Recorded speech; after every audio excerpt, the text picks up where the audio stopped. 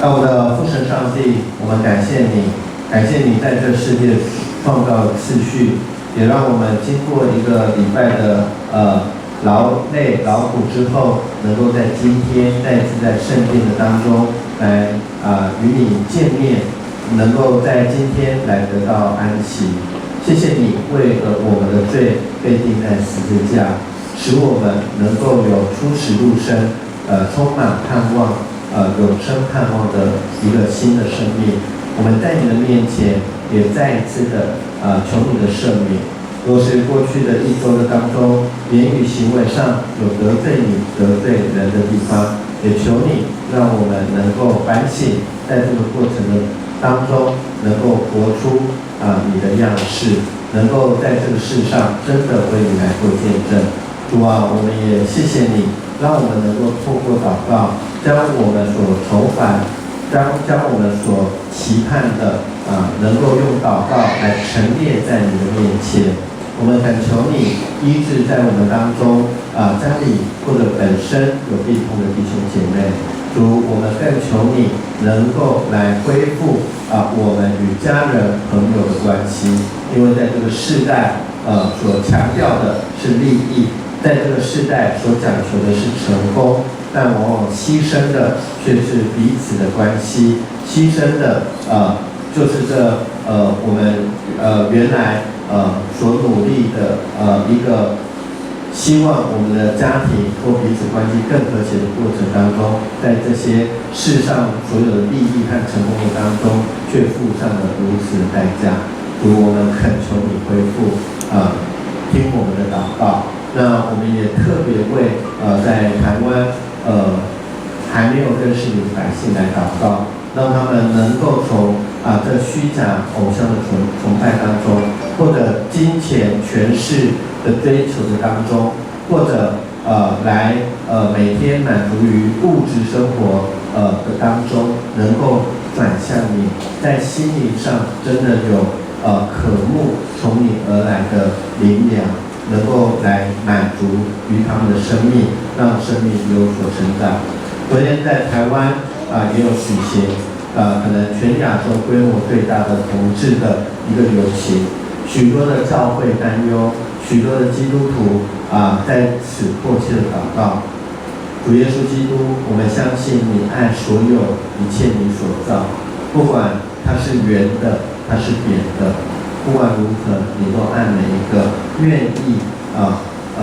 寻求你、亲近你的人，就连那一些不愿意亲近你、不寻求你，在罪恶当中的，你也都爱他们。所以我们恳求你让这一次这个同志的这个议题在我们教会界能够有智慧的来面对、来对待，也在这个当中你将这所有借着活动之名而产生的一切你所不喜悦的这些的通通都能够挪去通通都可以去除让世上的每一个人都知道神的爱愿意在每一个人的身上，也让我们学习在这个当中彼此的包容以及尊重并且所坚持的价值。我们恳求你在这件事情的上面，当有你的爱在其中的时候，我们相信所有当中的隔阂或者误会或者在这当中的一些的伤害都能够因此而得到化解。主，我们也为圣诞节的各样的事工在你的面前祈求，求你帮助我们在这个传扬为爱诞生的季节，教会所筹划的各样的事工，不管是准备的工作或者这训练的过程，都能够有你恩典的同在，一切都顺利。我们谢谢你，在今天早上聚集在圣殿的时候，也求你开每一个人的心还有每一个人的眼跟耳，让我们的眼睛单单就注目要寻求你的上面，让我们真的心里是渴望，不然我们就算坐在这里，我们也是浪费我们的生命。求你垂听我们的祷告，谢谢你，奉主耶稣基督圣名，阿们。这时候我们来看今天的圣经，那就是延续过去几周我们是记载在以弗所书，那今天我们要来看第18节到第21节，好，我们一起来看，好，那就4节而已，我们一起来念，并且一起来，并且照你们心中的眼睛，使你们知道他的恩招有何等指望。他在圣徒中何等基业，有何等丰盛的荣耀，并知道他向我们这信的人所显的能力是何等浩大，就是照他在基督身上所运行的大能大力，使他从死里复活，叫他在天上坐在自己的右边。远超过一切执政的、掌权的、有名的、主治的，但一切有名的，不但是今世的，连来世的，也都超过了。这时候邀请我们主日学的同学哈，我们到3楼来上课。主日学的同学，我们到3楼。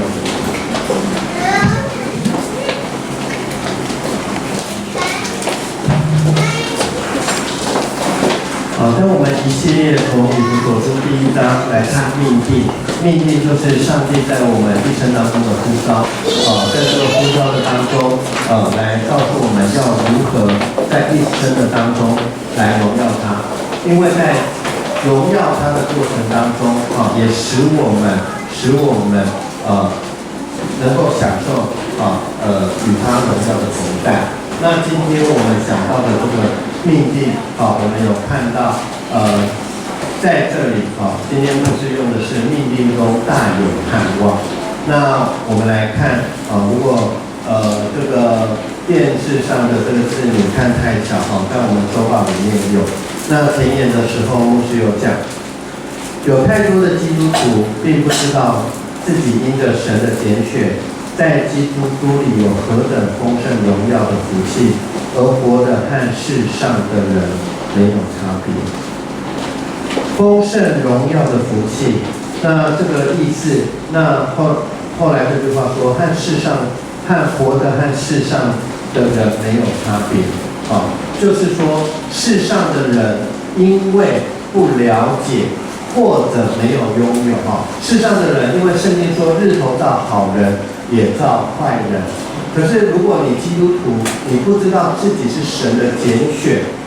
然后在基督里有何等丰盛的福气，而活得和世上的人没有差别。好，那我们来看世上的人，如果不知道自己有丰盛荣耀的福气的时候，什么是他们常常做的？因为不知道，所以在那边以为自己没有，以为自己没有的话，就会产生许多的埋怨，就会产生许多的怨恨，或者有很多的就是说让自己在这个世上很多的不满足。好，在这个过程当中的时候，如果你也不知道你的丰盛、你的丰富，你就会活出来跟他们一样的生命。好，那这里有两个不同的，一个是你不知道你有，但是实际上你是有的，只是你不知道。另外一个是你真的没有。好，那真的没有的是什么呢？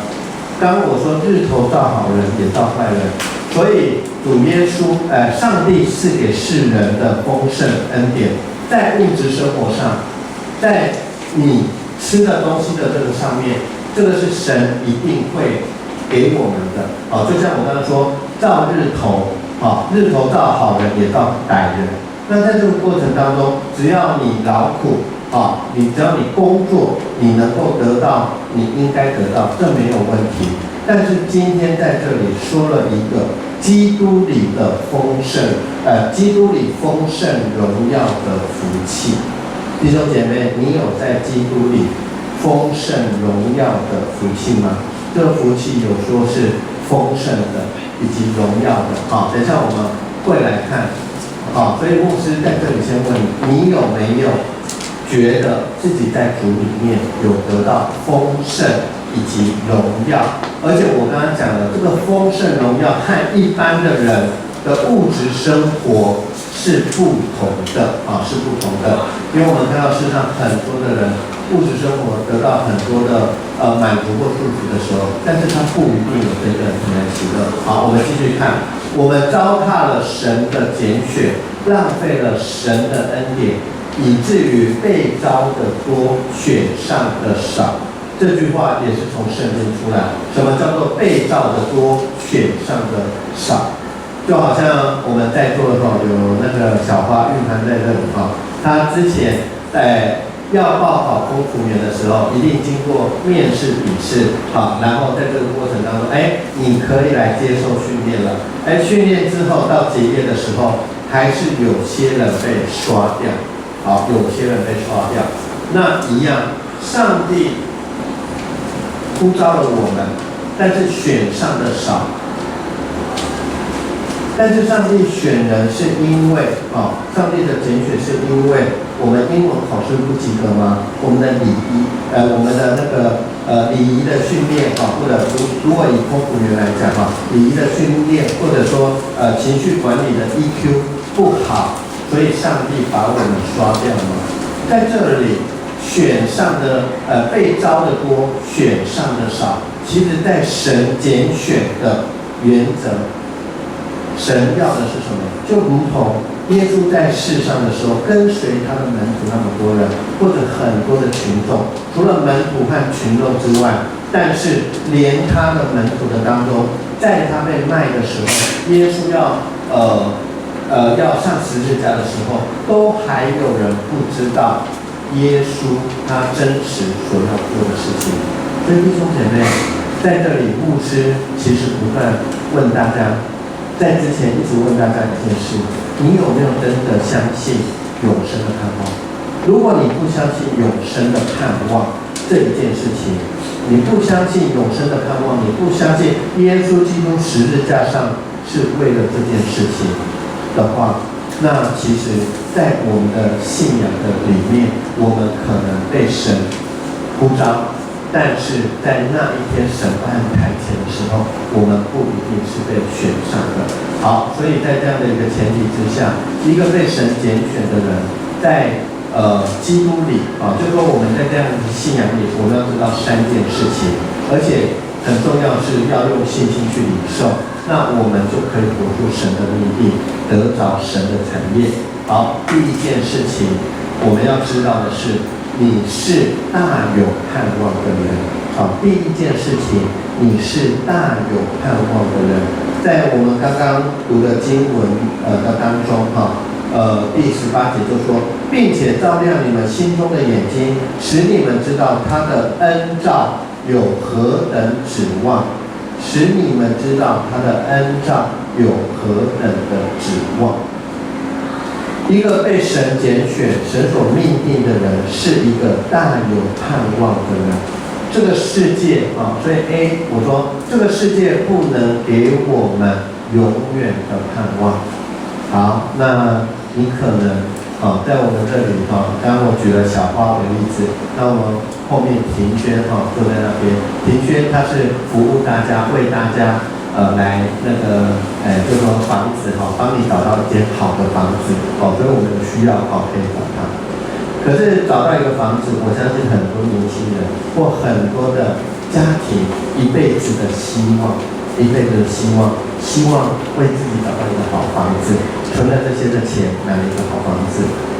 那这个是看起来是理所当然，但是我们的一辈子，这个房子我们都知道可能30年、40年住了以后，它必须重新更新那或者说你换另外一个房子，不然那个房子要更新，不然它就是危险的那我们花了很多的时间精力去做这样的追求，有时候你会觉得一辈子这样很值得那因为总有一个能够那个遮风避雨的地方。在17年前921，离现在可能很多国中生他们没有经历过。那应该是说大学哈，因为你现在国中的话，你大概才刚出生或者还没有出生，大学生可能只是幼稚园或更小的小朋友。好，921的时候，在正央的当中，埔里的地方，那时候埔里基督教，那个埔里的基督长老教会也有许多的会友哈，因为这个大的灾难过世了。然后在920的时候，其实是一个大日子啊，就是结婚啊，或者我们说的典礼。也有人在那一天房子刚盖好，那921的时候，不但房子倒了啊，然后他们家也有人命的一个丧失。所以我们来看看我们的盼望，这个世界不能给我们永远的盼望。这个盼望呢，如果你在这个世上，你所追求的，你所追求的东西是在这个世上的范畴里面。当有一天你到达了那个目的，或者当有一天你发现这个目标它是没有办法，带给我们永恒的时候，那其实你的生命就会变得失落，就会变得没有目标。而更有时候呢，我们看的是还有一个努力的目标还好，可是有时候当你看着环境，看着自己，看着跟别人互相比较的时候，那有时候你会失去盼望。就如同我们现在很多的年轻人，他可能对未来，但对未来会觉得我未来真的工作，我就能够有一个好的未来吗？我真的努力的读书，我能够有一个未来，有一个好的未来吗？当然，在这里牧师所讲的，并不是说我们不要定一个目标去好好的读书，不要定一个目标去好好的工作。这里要告诉我们的是说，一个真正的盼望，一个真正神给我们丰富的一个命定的当中，这个盼望，因为有了如此丰富的盼望，我们不会就说不会失焦所以呢，我们来看第二个，因为呼召命定带给我们人生的这个盼望呢，这个盼望是在于神。罗马书15章13节这样写，他说：“但愿使人有盼望的神，因信将诸般的喜乐平安充满你们的心，使你们借着圣灵的能力大有盼望。”好，我们再看一次，但愿使人有盼望的神，因信将诸般的喜乐平安充满我们的心，使我们借着圣灵的能力大有盼望。好，我们看了这个再回来刚刚所讲的。所以说，如果我们的盼望不是在这个世界，而是在于神的命定和呼召，知道这个是在神的保证之下的时候，我们就知道一件事情，就是我们的人生当中，或许我们追求事业的成功，我们可能追求在学术上面的一个成就，我们可能追求的是自己到可以活得很久，有一个很健康的身体。好，真正的盼望就是在于说，当你定的世上的这些的目标都没有的时候，你依旧在自己的人生能够过得很丰富，而不是充满了埋怨。所以弟兄姐妹，这不一样的就是在于，在人世的当中，有很多的时候，我们没有办法按着我们自己不是神按着我们自己想要去过的这个生活，但是我们在里面却发现，实在是充满了失望、挫折和沮丧。但是神给我们的盼望，神所给我们的盼望是没有人能够夺去，就如同牧师常讲，圣经经文常跟我们说，神所赐给人的平安喜乐是是没有人能够夺去的。好，所以要知道第一个，我们是大有盼望的人，而这个盼望不因我们的环境，不因跟人比较，不因我们人生的风浪，而这个盼望消失。所以这个盼望是从神而来。好，那第二个我们要知道的是说，这个盼望当中不是只有我们看到的好像就是说，牧师讲的是永生的盼望，但是神并不是说我们的一生的当中要过得非常苦，非常苦，然后才能得到永生的盼望，不是，他是说在我们生活生命的当中，我们是有丰富产业的人。好，第一个产业的所在地就是在信徒中，就是在这个信仰的里面。好，那我们刚刚读的经文里面就是第19节，他说他在信徒中得的产业有何等的丰富他在圣徒中得的产业有何等的丰富。这里告诉我们一件事是说，神给我们的丰富产业，请记住在基督里所以我们就知道说，在信徒中就是做了一个资格的限定，就是神要给的，在基督里所讲的，就是说，在我们的教会的当中，在我们一样信仰的人当中，神要赐下这丰富的产业。好，那第一个丰富是什么？是在神话语中的丰富，就是我们好像一个植物要成长，但是你如果没有肥料，你没有施肥，你没有办法成长。那上帝的话在台湾有个教派叫做灵粮堂。为什么叫灵粮堂？灵粮所指的就是上帝的话。所以你知道你没有喝水，你没有吃饭，你就会饿死。可是在座我们弟兄姐妹，或者很多不在座的一些的基督徒，一个没有持续聚会的基督徒，一个没有持续灵修、祷告、看圣经的基督徒，你的生命，你灵性的生命，你有被神浇灌，你有成长吗？然后你要说，我就是说，这个是一个顺序。你一个没有被浇灌、没有得到养分的生命，你可以长大开花，你可以说你的生命结果吗？所以第一个，在神的话语当中，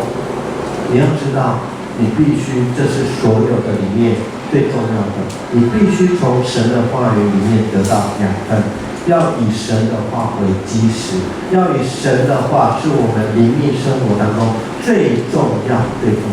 好，那你被浇灌以后，在彼此相爱当中成长。好，我们知道，如果像一棵树长大的时候，它可以做什么？它可以变成有遮阴的地方，可以使人得到凉爽。它可能长大之后，有一些的枝叶，它可以做成家具。所以在你成长的生命当中的时候，我们就开始在爱的当中学习，凡事互相效力。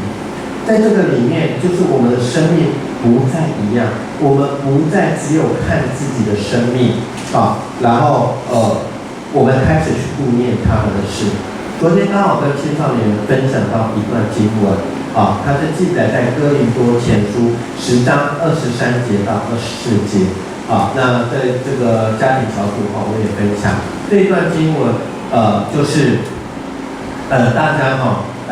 很熟的，就是说老的基督徒都知道的一个经文。他说：凡事都可做，但不都有益处；凡事都可行，但不都造就人。无论何人不要只单顾自己的事要顾众人的事不要单顾自己的事，要顾众人的事。不要顾自己的事，要顾众人的事，看起来好像是什么牺牲小我，要完成大我。其实这里所谓的不顾自己的事，要顾别人的事，并不是说我们要把别人照顾好才来看我自己。这里单顾自己的事，所指的是自私。有时候我们来把自己的事情顾好，去帮助别人，这不是自私这个就是你先尽你的本分做好，再去帮助别人，这是没有问题的所以我们看到这个经文的时候，不要想说上帝要我们为别人牺牲到都不要顾念我们自己。在这里所指的单顾自己的事，是说你都不顾别人，你是一个自私的人这样是不 OK 的。好，在这里我们看到的就是说，在彼此的相爱的当中，我们的生命就有所成长了啊，成长了啊。那最后一个就是说，生命中的见证就是结果。如果我们不读上帝的话，我们没有一个好的灵修，然后我们也在彼此教会弟兄姐妹相处里面没有真实的爱，然后你说你的生命会结果会开花啊，那你是在用我们刚刚讲的，就是在耶稣基督里面在基督里之外的东西在做见证吗？知道我讲的是什么吗？如果一个基督徒，你没有跟上帝，没有跟耶稣有一个紧密的一个连结，你跟弟兄姐妹的当中也没有一个真实的彼此相爱，然后你却常常做见证，请问你见证的是什么？你见证的其实是我刚刚所讲的，是基督之外，上帝本来就照顾世人的东西，所以这种的见证就会，我不能说是假见证，但是这种的见证并不是真实在信仰生活中的见证，这个见证是一种成功神学的见证，因为在自己信仰生活当中，像刚刚经过神的浇灌，在神的话语除了被浇灌其实有时候我们要被修剪因为不结果的枝叶要被剪掉然后在这个过程当中的话，一定有经历生命被调整的过程。但是在成功神学，在日头照好人也照歹人之下，我们却把我们在世上所累积的这所有的物质的东西，我们把它认为这个是上帝的大能带给我们的见证。所以弟兄姐妹，我们在人前面做见证的时候，这个见证是不是真实的？你自己在神的话语当中被浇灌了，在肢体我们当中彼此相爱当中，因此在你的生命当中见证神的爱在这其中然后这样你才能够带出信仰的果实。不但你自己生命结出果实你也因着你的生命感动影响了别人，使别人也开始愿意定根在信仰的当中所以这个丰盛的当中是什么？是在信徒里面是在这个信仰里面的。所以刚刚我们所看到很重要的是，这所有的一切都是在基督里面。好，那第三个，这个丰盛是什么？是突破限制、扩张境界的。以赛亚54章第2节有说，要扩张你帐幕之地，张大你居所的幔子，不要限制，要放长你的绳子，坚固你的橛子好，在这里所讲的意思就是说，这个丰盛呢，是不是一个已经画好的？它是你的信心到哪里然后你的界限就到哪里。所以在这个当中的时候，我们要知道，神给我们的丰盛是超乎我们所求所想，是超乎我们所求所想。好，最后一个，要知道我们是大有能力的人要知道我们是大有能力的人。好，在神的命定的当中，第一个知道我们是有盼望的人，我们有丰盛产业的人。第三个，要相信我们是大有能力的人。这个能力是要面对解决我们生命中很多的难题。好，那刚刚经文所讲的是说，他向我们这信的人所显的能力是何等的浩大，而这个能力从谁来？是从神而来，是从神而来。所以我们大有能力，是因为我们在神的命定当中，因为是他所命定的，所以我们靠着那加添给我们力量的神，我们都能够成为大能的勇士，来胜过人生各样的困境。因为在人不能，在神无所不能。但是我们的能力和我们的信心有关。我相信很多弟兄姐妹在教会的当中曾经看过，例如前1、2周的时候，在家庭小组在分享的时候，当然就会觉得说，在教会的生活当中，有些人已经第1代、第2代、第3代基督徒，有些人可能是刚信。里面会产生的一个困惑，就是说，为什么在某一段时间，一个很有信心的人，一个讲话都用上帝话语的人，一个都说神怎么样祝福他的人，但是在面对自己生命中的难题或者一些关卡的时候，却没有办法去活出一个像他讲出来的信仰。听得懂吗？就是说他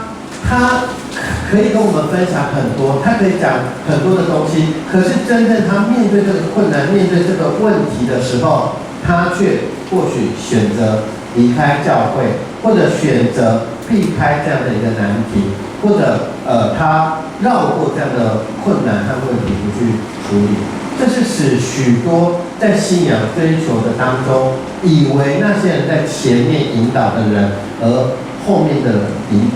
产生了困惑。所以在圣经的里面有时候我们就说这个可能是让人跌倒的人。所以在这里弟兄姐妹，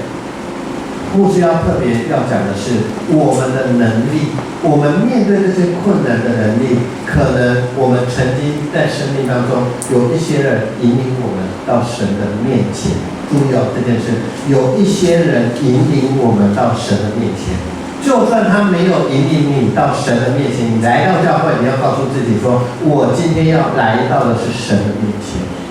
有一天引领你的人可能跌倒，可能他需要的是你的搀扶。我举一个在我们很实际的例子就是说我们教会的青年的当中像Jumo还有品环，他们其实跟在这个信仰的上面他们已经很多年，可是刚刚开始他们都不是基督徒。那他们有一个他们的同学来带他们来到教会。那现在品环还有红玉，他们在信仰上，他们继续的在追求继续的在追求。那但是原来领他们进来的这个同学，却是在信仰的上面，他可能就已经把信仰是放在一边他带了好多的同学，好多的同学都持续在教会里面可是这个带人来的这一个人呢，他却好像这个信仰在他生命当中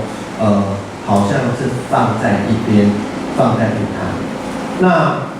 我相信红玉、品环以及我跟师母，因为我们认识这个青年，我们都常常为他来祷告。我们相信他那时候所认识的神是真的，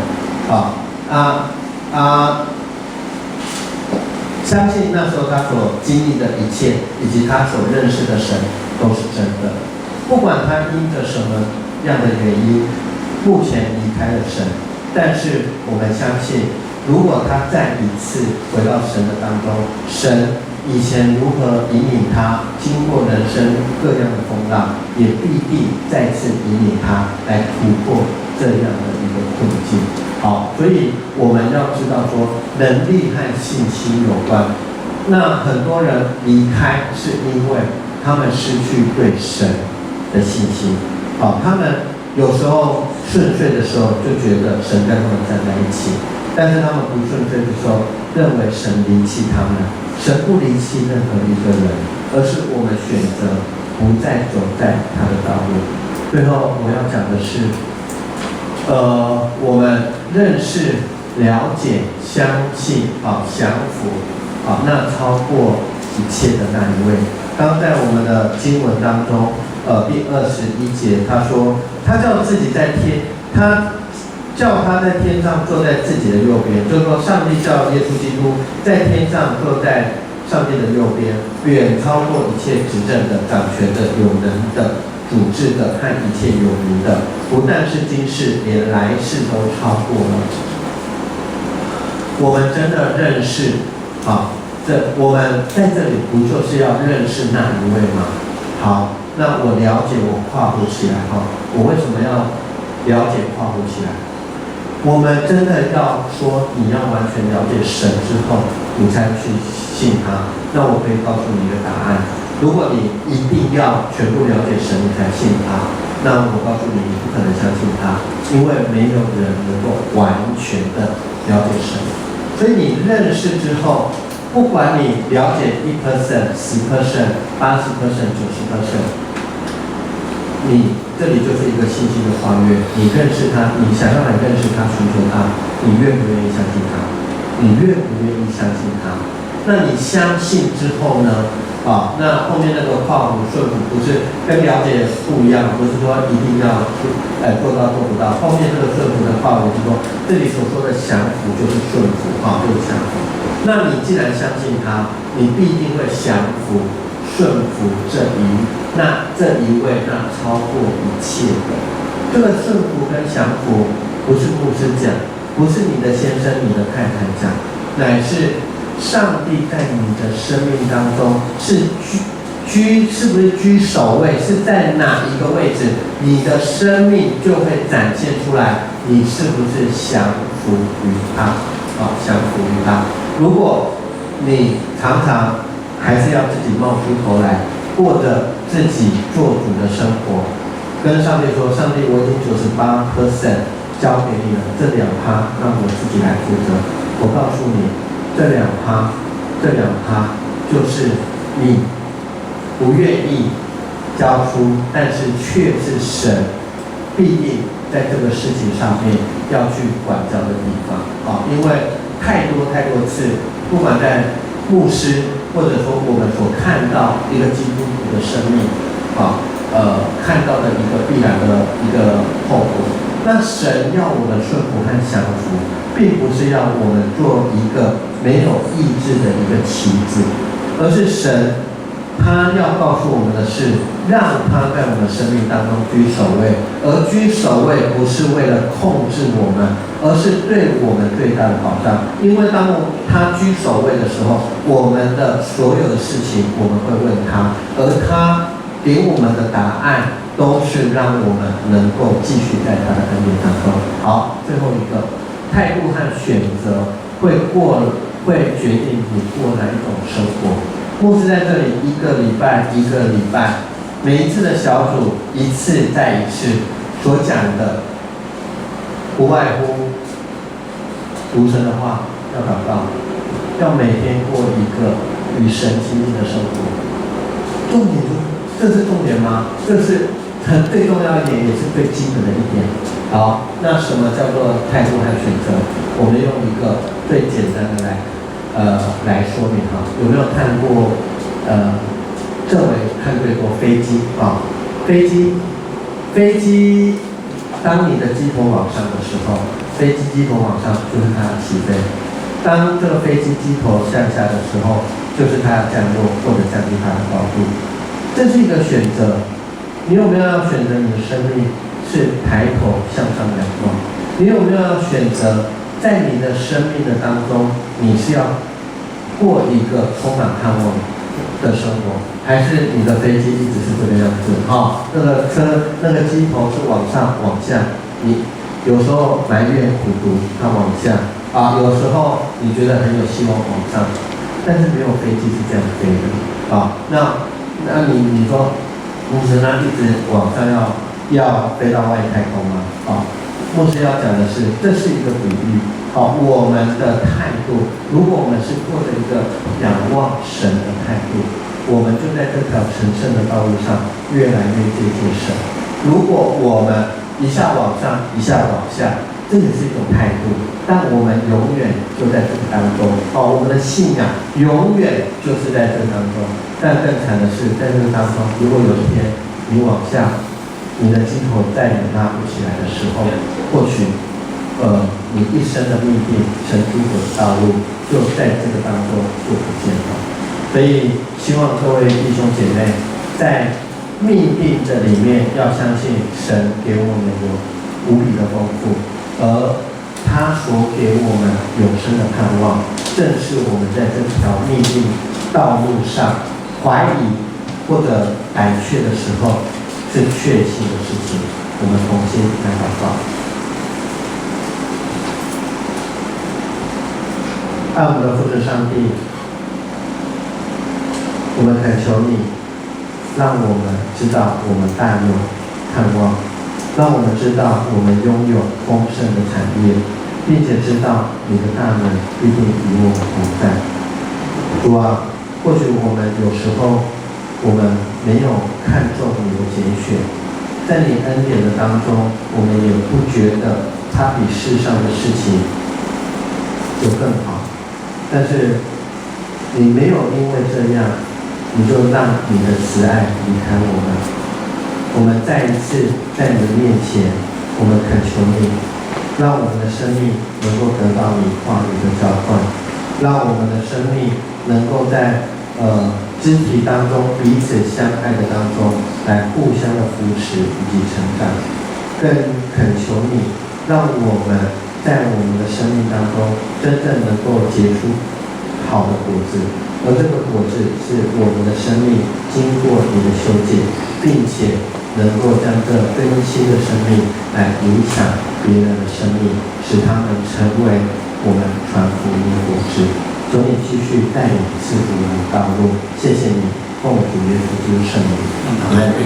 这时候我们来唱这个回应的诗歌，圣诗第480首回应的诗歌。我心我华丽步调请听好，好，我们一起来起立，我们来唱全首。